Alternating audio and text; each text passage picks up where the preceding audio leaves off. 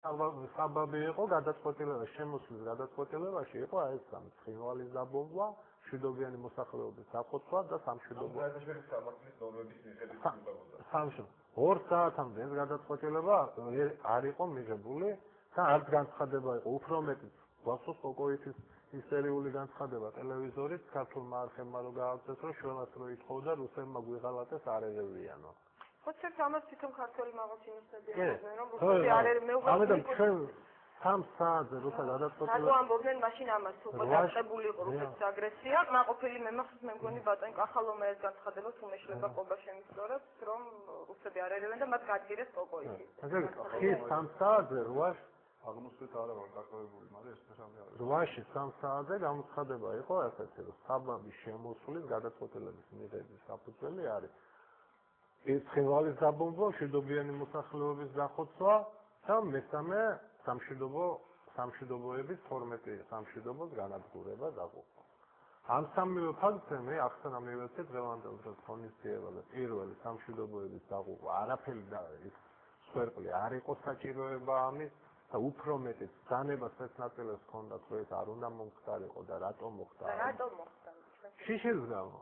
ეს რაღაცა ტანკში ახალგაზრდა ბიჭი, რომელმაც 6-თვიანი წვნა გაიარა, დაინახა რუსული ფორმის ჩაფხუტიანი სამხედრო მოსამსახურე, ისოლა ტანკის ჭურვიდან დამთავრდა.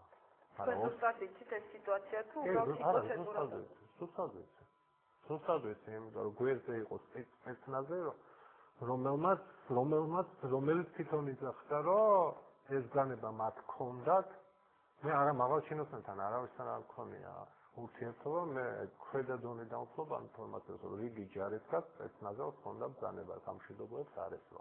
სხვათაშორის საინტერესო აი ამ პოსტზე ხომ მოხდა, სადაც დაიხო სამშვიდობოების გასწრება. სამაგიეროდ წვერიახოზე იდგა ჩეჩენთა უცეული, მათ მიმართ არანაირი ცეცხლი არ გახსნილა ქართული ნაწილებიდან. ბოლო დღემდე იყვნენ ისინი. წვერიახოს სიმაღლეზე. ეგ მოძრაობდა სპეცნაზების, ანატოლის სპეცნაზების შემ. ამიტომ ეს შემთხვევითობა ალბათ უფრო უნდა ვივარაუდოთ, რომ იყო რომ რაღაც ცხინვალის დაბომბვა იყო თუ არა შემთხვევითობა. აი ამ სამშვიდობოებისთვის. რაც შეეხება ცხინვალის დაბომბვას. მე ამ ინფორმაციას როცა ვაგროვებდი, მე სპეციფიკურ შეკითხვას ვუსვამდი. მე ყველა თვალსალკე 20-ული და 100-ული წევს დაუშვი შეკითხვა. იყო ისეთი წინააღმდეგობა ცხინვალიდან ჯერ როცა სეპარატისტები ხსნიდნენ, ცელს რომ იყო თუ არა საჭირო მიღებულიყო პოლიტიკური გადაწყვეტილება артиლერიის გამოყენების თავად ცხინვალზე. მე არ ვიცი ახლა, მე დაახლოებით ჩემი ინფორმაციის წყარო არის 20-მდე სამხედრო მოსამსახურე სხვადასხვა საბრძოლო ოცეულებში, ასეულებში და ბატალიონებში.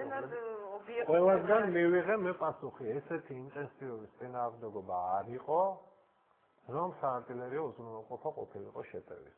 ანუ არ იყო საჭირო ცხინვალის დაბომბვა. ხო, დაბომბვას თავისი ახსნა აქვს. ეს არის საარტილერიო მომზადება შეტევისთვის, საარტილერიო უზრუნველყოფა შეტევის, საარტილერიო უზრუნველყოფა შეტევის. არც შეტევა იგეგმებოდა ცხინვალზე, იმიტომ რომ უკვე რესურსი უკვე ჩანდა რესურსი, რომ ცხინვალის აღება არც ისე იოლი აღმოჩნდა, ამიტომ საარტილერიო მომზადება და უზრუნველყოფა ცხინვალს შეტევისთვის არ ჭირდებოდა. ვინ მიიღო ეს გადაწყვეტილება? დღეს თქვენ განეთ რომ ეს იყო არა სამხედრო ხელმძღვანელობის, არამედ პოლიტიკური. ახლა მე გეტყვით, არტილერია ერთადერთი სტრუქტურა იყო, რომელმაც შესანიშნავად იმუშავა ამ ომში, იმიტომ რომ ეს ყველა დამსახურებული გამოცდილი კადრები არიან, რომელსაც პირველი ომიდან ცხინვალის აფხაზეთის მოდიან, თუმცა პოლიტიკური გადაწყვეტილება არტილერიის გამოყენების ეს ვინ მიიღო, ამას ვერ შევძლებ მე ამის თქმას, მაგრამ ვისაც არ უნდა მიიღო, როდესაც მე კვალიფიკაციაზე ვაპარაკობ სამხედრო და პოლიტიკური ხელმძღვანელობით, მე იმდენად ვარ დარწმუნებული, რომ ძალიან ბევრმა არ იცის არტილერიის პირდაპირ გამოყენების მნიშვნელობა, რა მიზნით უნდა მე არტილერიის პროფესია და მე გეტყვით, არტილერია ისე არ გამოიყენება. ის ან მომზადე შეტევის მომზადებისთვის გამოიყენება, ან უზრუნველყოფისთვის, ან შემდგომ სიღრმეში გადატანისთვის ცეცხლის მას თავის დანიშნულება.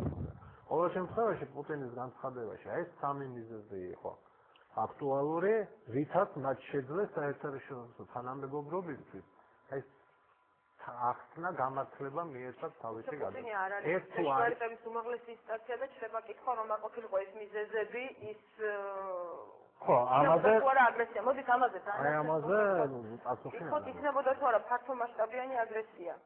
ბატონ გიორგი. რომ არ ყოფილიყო ეს ორი მიზეზი, ანუ ცხინვალის დაბომბვა და ერთი წუთი სამშობლოების სიკვდილი. წინა შეკითხვას დაუბრუნდები. მთავარი პრობლემა არის არა ის რა გააკეთა ჩვენმა ხელისუფლებამ, არამედ როგორ გააკეთა.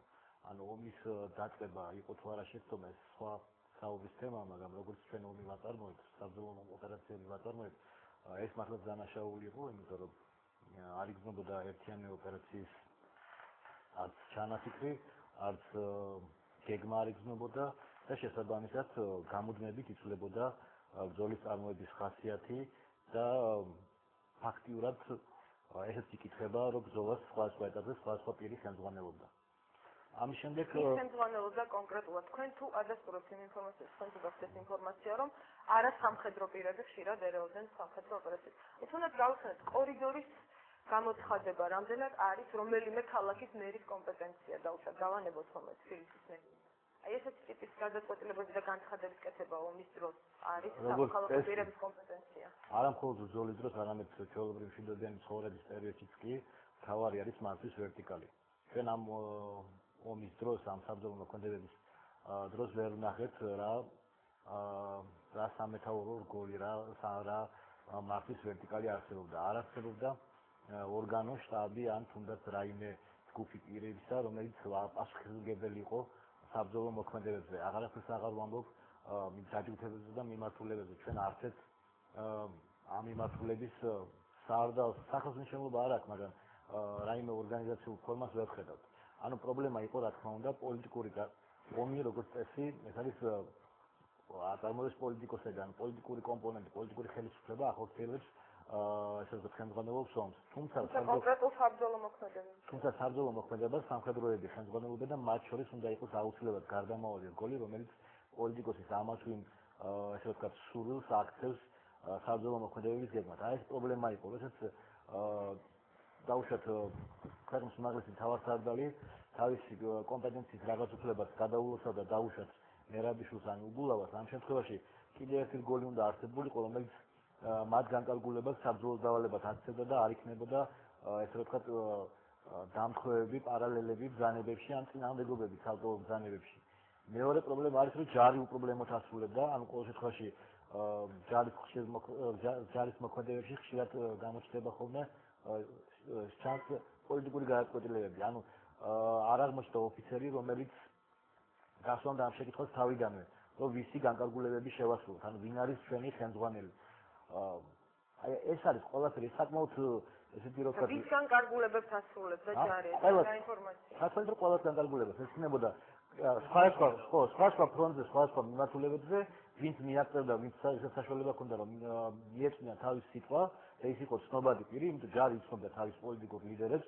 აი მაგალითად იგივე უგულავა მერაბიშვილი, ყველა ის პირი, რომელსაც თუნდაც გაბაშვილი, ყველა ის პირი, რომელიც იმ ტერიტორიაზე ტრიალებდა. ეს არის ჩვენი ავადმყოფობა, ქართული ესე ვთქვათ, საბრძოლო მოქმედებების თეატრების, რომ იქ აუცილებლად გაჩნდებიან ადამიანები, ან პოლიტიკური ფიგურები, რომლებიც ცდილობენ სხვის ესე ვთქვათ, გმირობაზე და ვაჟკაცობაზე და საბრძოლო მოქმედებაზე თავისი პოლიტიკური ქულები ჩაიწერონ ხოლმე.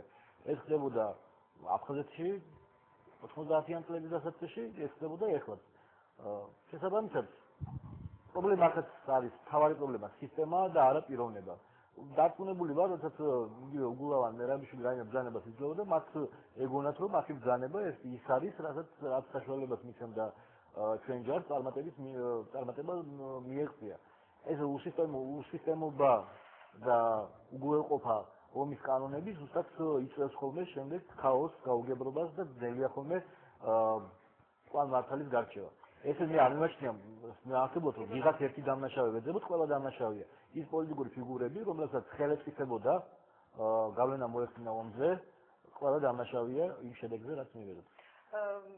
ის რაზეც თქვენ საუბრობთ, პრეზიდენტმა პრინციპში აღიარა მასვაში კომუნიკაციაში პრობლემები, ჩვენს მოვისმინეთ. ანუ ხელისუფლება არ უარყოს პრინციპში, რომ იყო პრობლემები, იყო რეზერვში პრობლემები, რეზერვის თემას მე მგონი დღეს უბრალოდ არ ღირს რომ დაუბრუნდეთ, ეს კურიოზად იქცა რეზერვისტების ისტორია, ყვითელი ავტობუსებით, სნიკერსიანი, როგორ შეიყვანეს ცხინვალის